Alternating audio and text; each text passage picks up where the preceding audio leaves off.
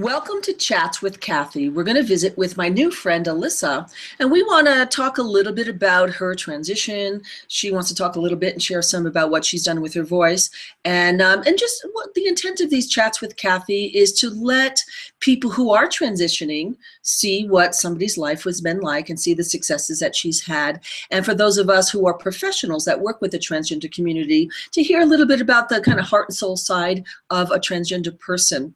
I want to visit a little bit about femininity because I have a new, passion about feminine power and how we as women can own our power that's different than masculine power. So Alyssa, tell us a little something about yourself. Let's see, I'm 35 years old and I live in the Bay Area and I'm a software engineer. I transitioned about 5 years ago and it's been up and down since then, to be honest. It's been up and down. And it's been one of those things where there were times for sure that I didn't feel like I would make it, both in terms of achieving my objectives and in terms of, just living authentically. What were some of the doubts? Like when you said that you weren't sure you would be successful, was it because time, energy, money, your perception of how people perceive you? What felt like some of the roadblocks? So for me, some of the big roadblocks were, for a while, definitely physical. I actually started out, I'm in software, which in the Bay Area is a fairly progressive field. And I'm with a fairly progressive company within that. But, earlier on when I had first started, I was in financial services as a software engineer. And it was a pretty conservative place, a very conservative industry. And I did not think that, I would be able to retain my career through my transition. And so obviously without retaining my career, I wouldn't have the resources necessary to live, let alone live authentically.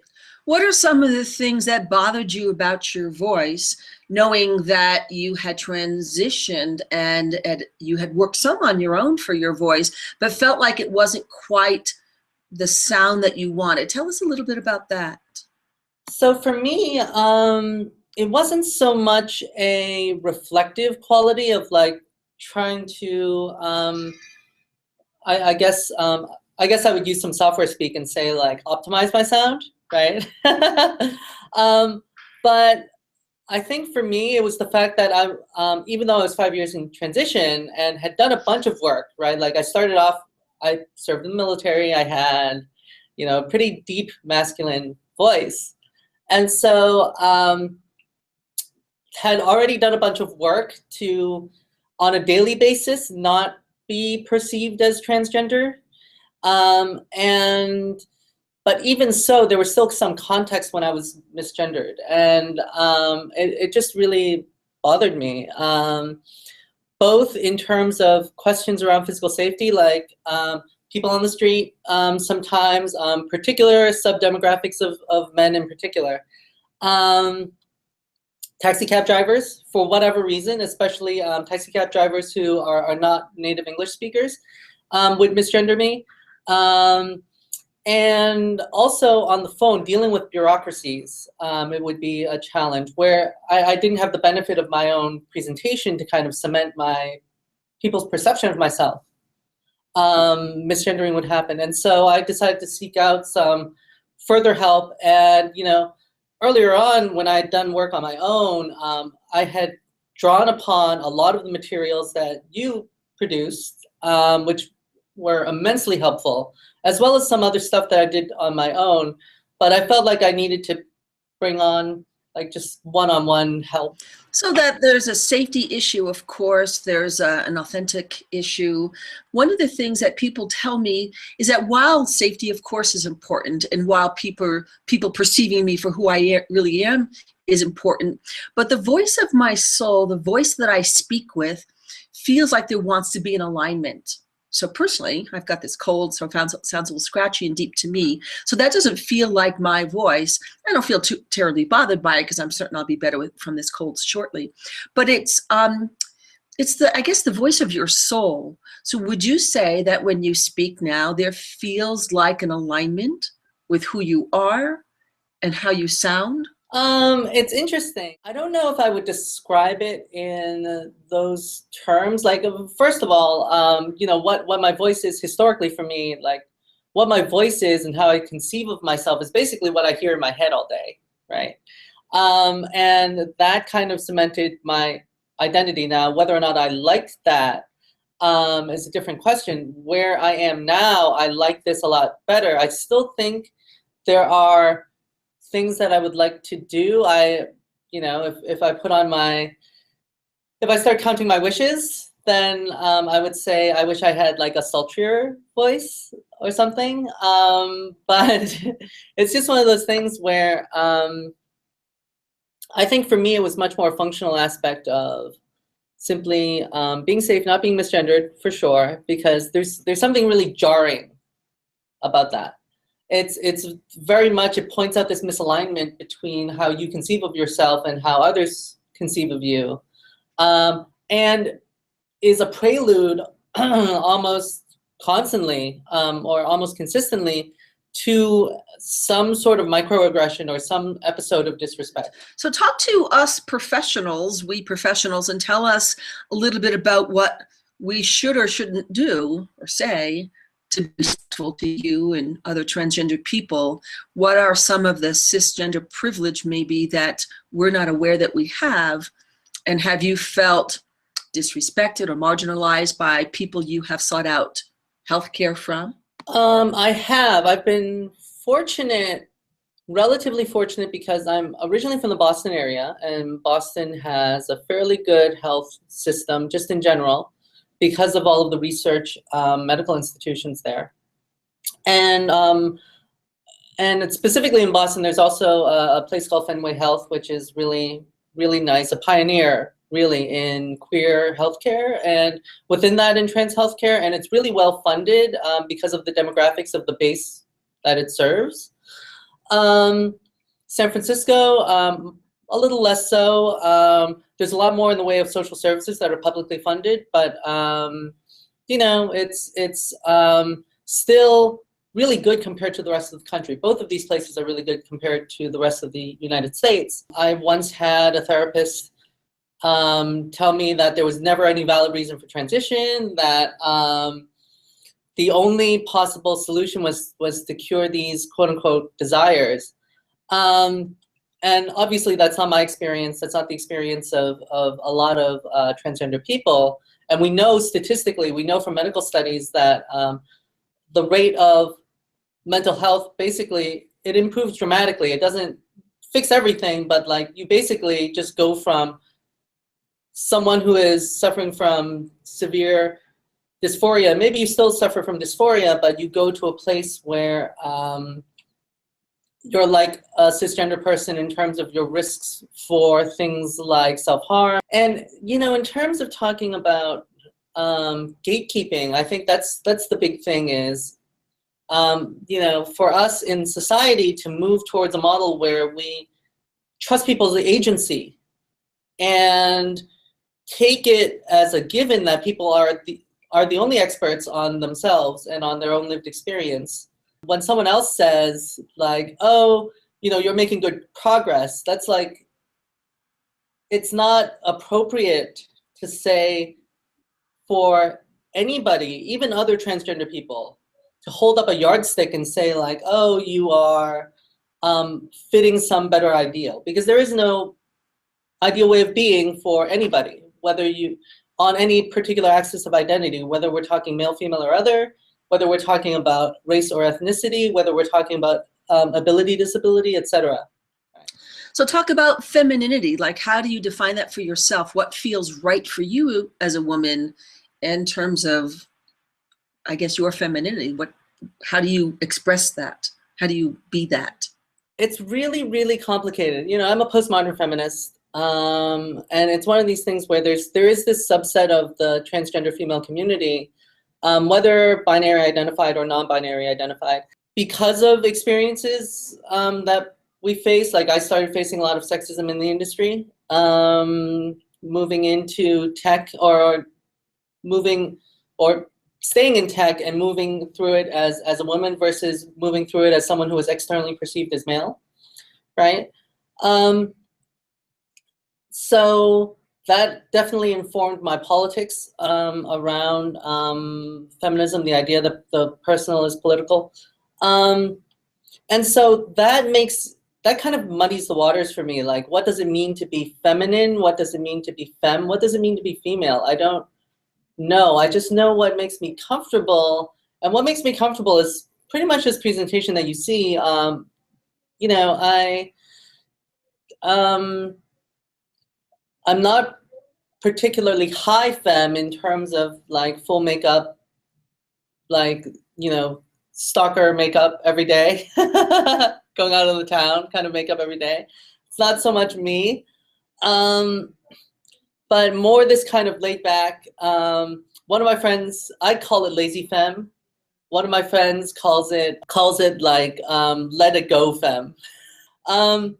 And that's just how I am. And I think there's a variety, a diversity of ways of being feminine, being feminine, just as there should be at least a diverse set of ways to be masculine and to be male, right? Like, we shouldn't be policing anybody, and a lot of the problems that we face in our society come down to policing along this gender axis. So now that you've become a bit of a second-class citizen, if I could say that, in the tech world, and experienced potentially some discrimination as a well-educated professional female in tech, how do you, I guess, negotiate power? How do you find power there to be heard, to be respected, to be giving the high-level projects?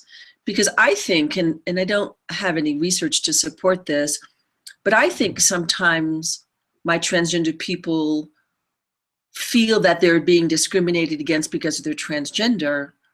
My instinct is they're being discriminated against because they're female, and they hadn't experienced that level of discrimination before. Probably a combination of both, right? Like, there's African American feminist writers who have talked about, you know, that experiencing both sexism and racism and the intersection of the two becomes this kind of unique thing, right? And I think, so for me, as someone with a relatively high amount of conditional cis privilege, because I feel like I move through the world, people don't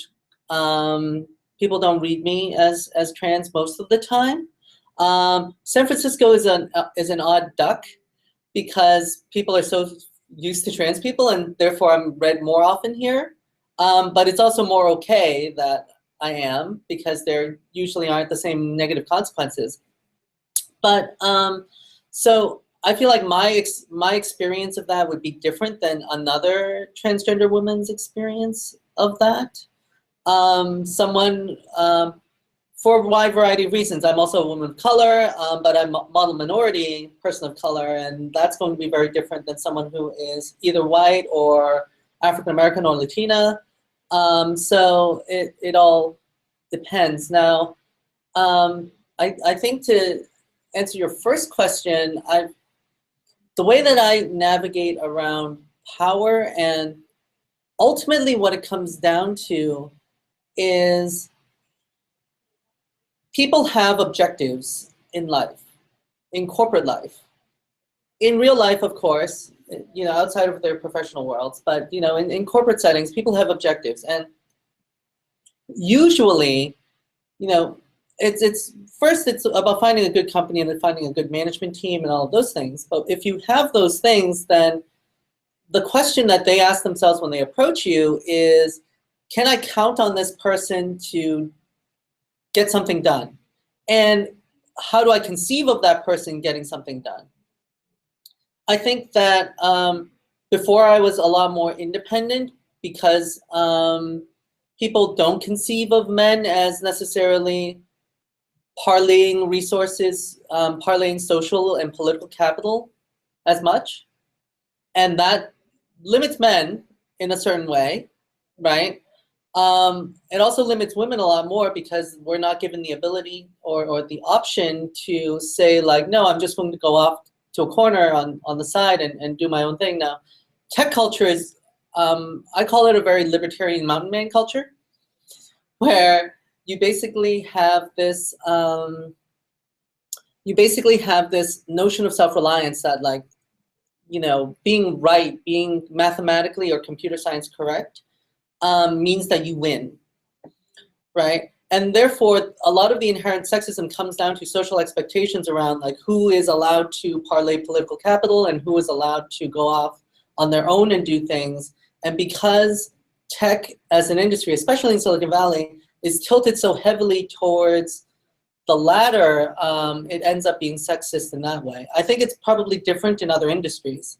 For me, I've had to make a shift in how I approach things. I know I'm expected to draw upon other people as resources, whether or not I may need them, right? And other people expect me to draw upon them as resources, whether or not I need them. And that's just something that I've just had to adapt to. It doesn't feel great, but on the other hand, we can't dismantle patriarchy overnight. So, you know, and in the meantime, we have to eat. The practical side of it is the bills still need to be paid. I love your thoughts on this, and thank you so much for agreeing to visit with me on some of these topics. Any last thought you would like to have, you know, one of your transgender sisters know, or a professional who might treat a transgender person to know about how to best care for you, or other insights that you've learned? So we haven't really talked about orientation or personal relationships. I would say, you know, just for professionals out there, right? Like, to say that a transgender woman needs to be oriented towards men as a gatekeeping function is obviously extremely heterosexist and homophobic, right? Like, you wouldn't say that to a cisgender woman. It's a double standard for sure, but the implication is that real women are oriented towards men, at least primarily, right? So I would definitely want to communicate that out. The biggest challenge that I've had in my life hasn't been professional. I've been doing fine. My career has advanced significantly since I've transitioned. So I'm very fortunate in that aspect.